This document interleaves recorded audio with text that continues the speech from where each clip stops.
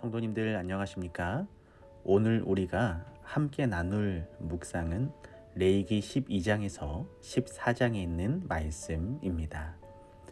12장의 3절 양피를 벨 것이요 입니다. 양피를 벤다는 것은 하나님과 인간 사이에 맺어진 언약 관계에 대한 인정이었으며 상징적으로 그 아이를 언약 아래로 데려가는 것이었습니다. 이 의식은 약속의 아들 이삭에게 최초로 실행되었습니다.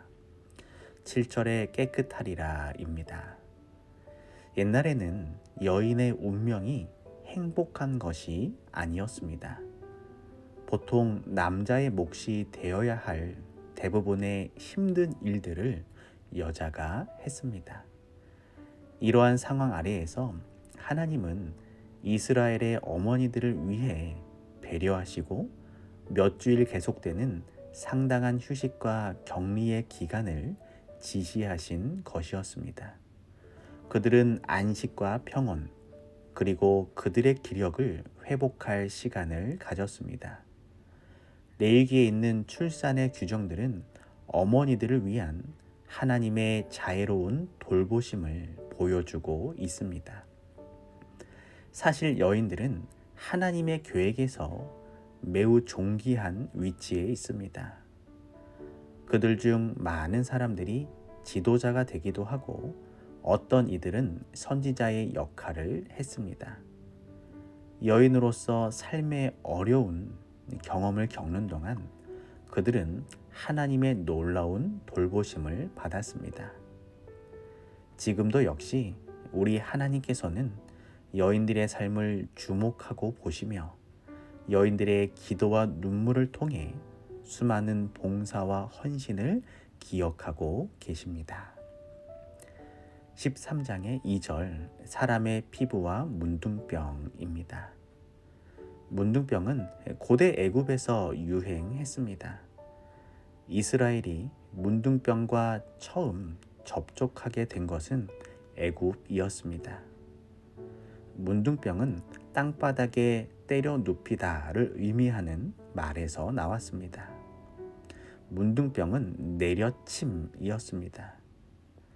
유대인들은 문둥병에 걸린 사람은 하나님께 매를 얻어맞은 것이라 생각했습니다.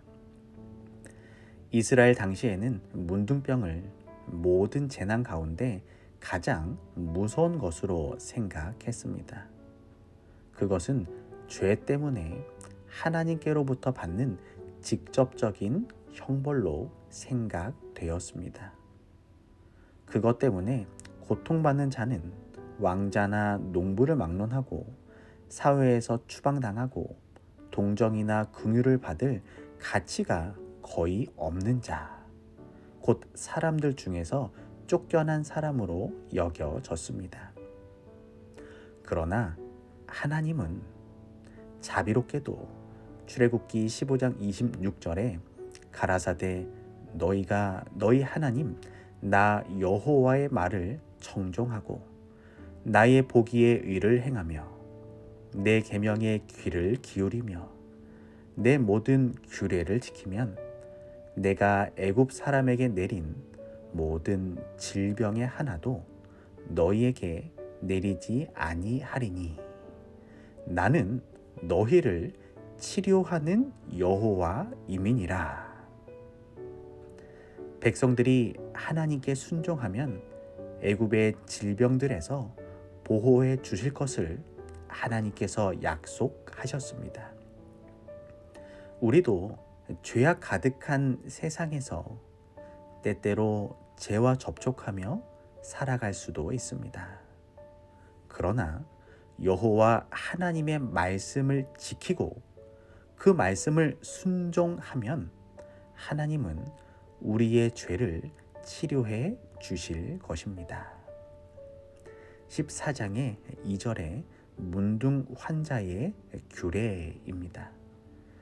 문둥병 환자를 정결케 하는 방법은 다른 어떤 부정에 대한 정결 방법보다도 더 자세하게 주어졌습니다. 문둥병자는 성소뿐만 아니라 진영에서도 격리되었기 때문에 그가 회복되는 일에 포함된 예식은 두 가지였습니다.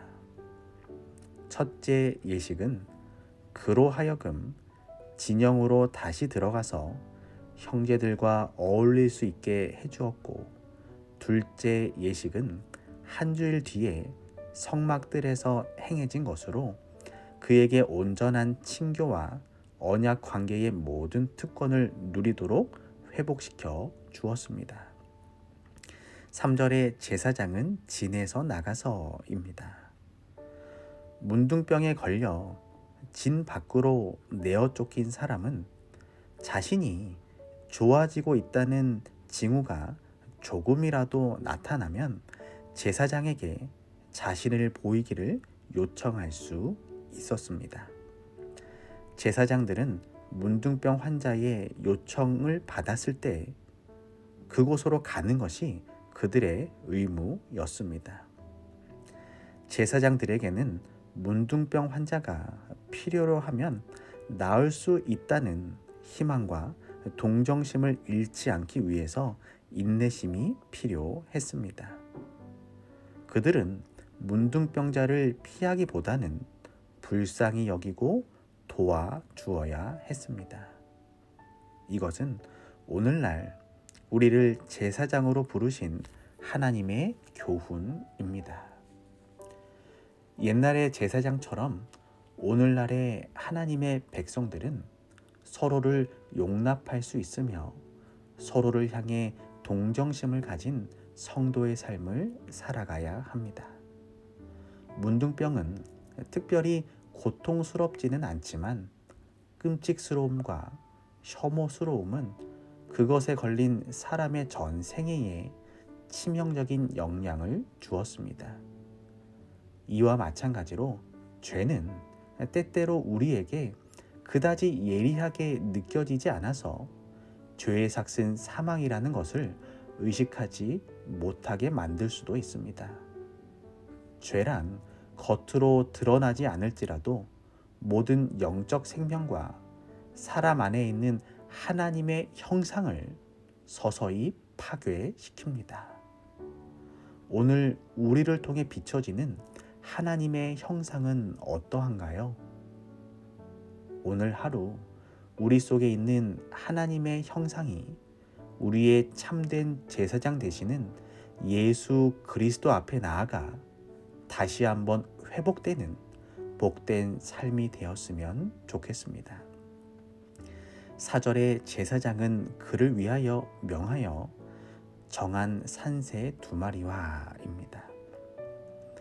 죽임을 당한 그 피에 적셔져서 자유를 얻어 행복한 삶을 누리게 되는 산새의 놀라운 상징은 우리의 속죄의 표상입니다.